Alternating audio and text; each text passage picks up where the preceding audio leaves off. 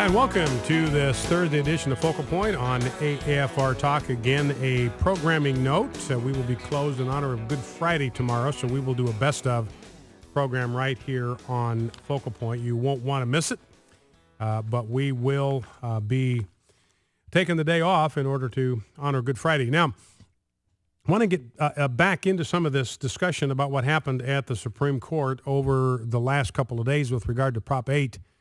And with regard to DOMA, and to give a little bit of a backdrop for this conversation about the nature of marriage. What's the definition of marriage? Why is it important? I want to step back and take kind of a global look at this issue, explain why this thing is critically important, and why you cannot separate religious values from public policy concerns. That there is a link. If we take the values, the moral values of the Judeo-Christian tradition, and those values become the values that guide our public policy, guide the values that we impart in our educational system, you're going to have one kind of a culture that results from that. If you dismiss those values, you disregard them, you disrespect them, you set them aside, you're going to get a completely different culture as a result.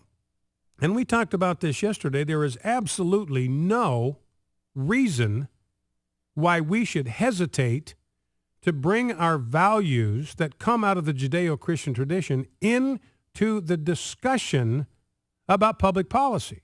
There's a lot of Christians that believe in this mythical view of the separation of church and state, that somehow if it's a religious view, it's ineligible to be a part of the discussion about public policy. You can't even bring it up. You can't talk about it. You can't refer to Scripture. You can't refer to the Bible. You can't refer to God, that there's something that rules that out of bounds, that you can't do it. You know, we've talked about this before, but you look at the writings and the speeches of the Founding Fathers, the debates at the Constitutional Convention, Declaration, the debate at the Continental Congress that led to the Declaration of Independence.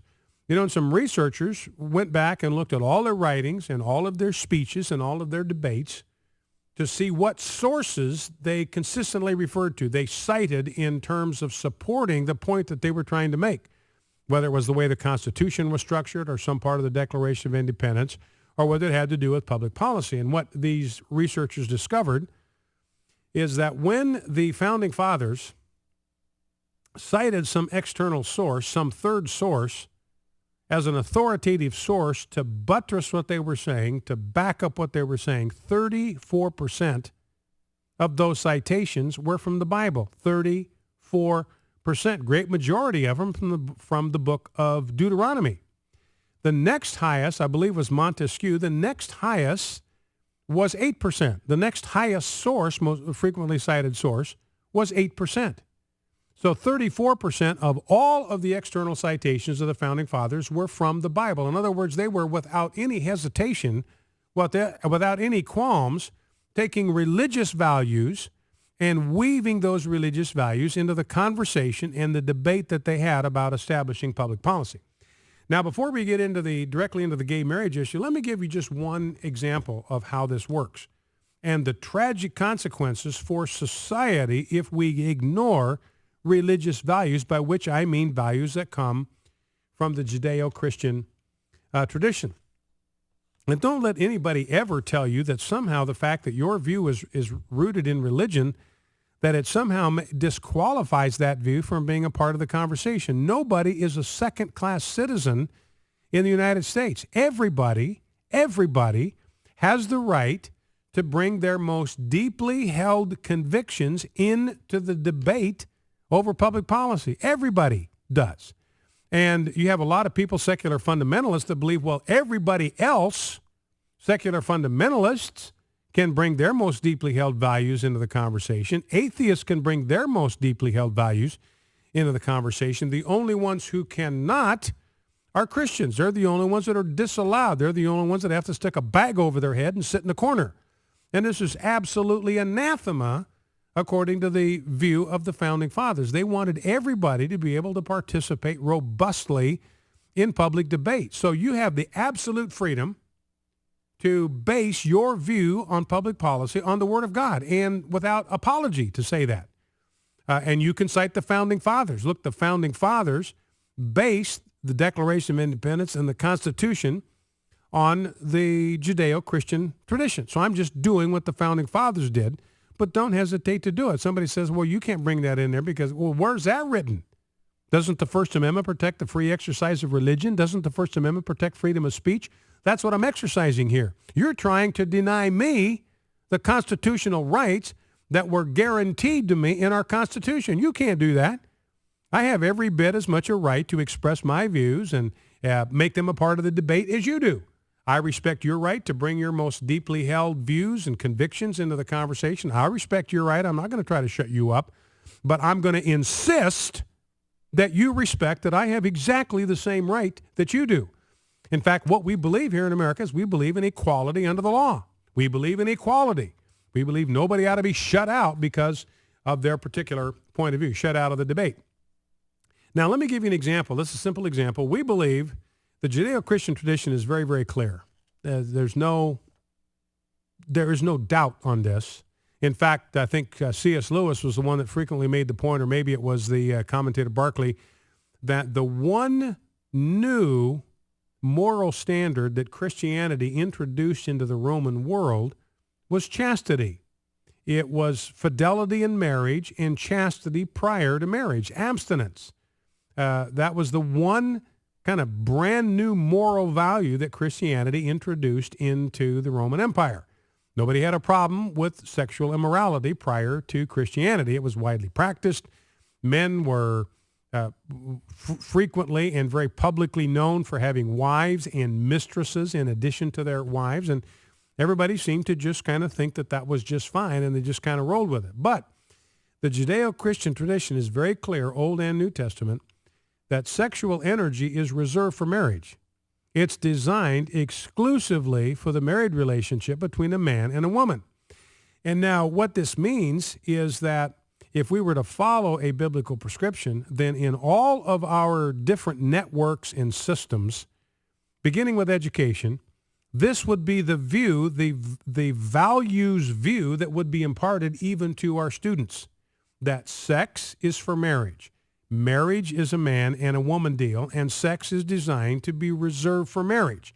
That you are free moral agents. You're not compelled to yield to every sexual impulse that comes along. It is possible to save sexual expression for marriage. Millions of American young people are doing it every single solitary day. So there's nothing that compels you to yield and give way to every sexual impulse that comes along. Now, of course, we've had a completely different message that's been taught. It's taught in the media. It is taught in our schools, as Planned Parenthood is doing a lot of the sex education in our schools. I've got a story here about an advertising campaign from Victoria's Secret, basically that's designed to entice 15 and 16-year-old girls to see themselves as sex objects. They're selling them ladies' undergarments that are for 15 and 16-year-olds that have slogans on them like wild or feeling lucky or call me. And these are 15-year-old girls that are buying this stuff.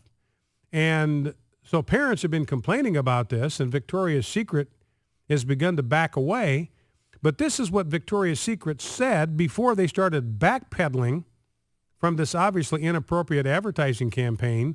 When somebody's 15 or 16 years old, what do they want to be? They want to be older, and, excuse me, and they want to be cool like the girl in college, and that's part of the magic of what we do at Pink.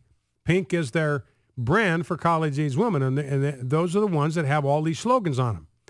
And so Victoria's Secret on the one hand is saying, hey, look, this is for college girls. Pink is our college-age brand. But then they turn right around and say, hey, if you're 15 or 16, what do you want to be? You want to be all grown up. You want to be like a college girl. So they're very clearly marketing this, directing this to 15 and 16-year-old girls to sexualize them. So what this means is Victoria's Secret is participating as one of the networks, part of the business network in our culture, of promoting the idea that sexual experimentation outside marriage is just absolutely A-OK. Now, here's what happens when you have that value system adopted by culture. This is a piece from CNS News. According to new data released by the Federal Centers for Disease Control and Prevention, there were 19.7 million new venereal infections in the United States in 2008, bringing the total number of existing sexually transmitted infections or diseases in the United States up to 110,197,000. Now, here's what Terry Jeffrey points out at CNS News. The almost 20 million new STIs in 2008, that's the last year for which they have numbers, this outpaced the new jobs and the new college graduates created in the United States that year or any other year. 50% of the new infections in 2008 occurred among people in the 15 to 24-year-old age bracket.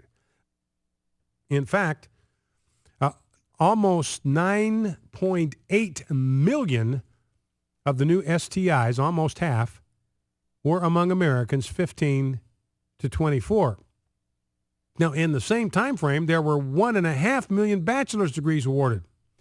So you got 15 to 24-year-olds out there racking up 9.8 million new sexually transmitted infections, while only 1.5 million of them at the same time are getting their bachelor's degree. So the number of STIs in 2008 outpaced the number of new bachelor's degrees by 13 to 1.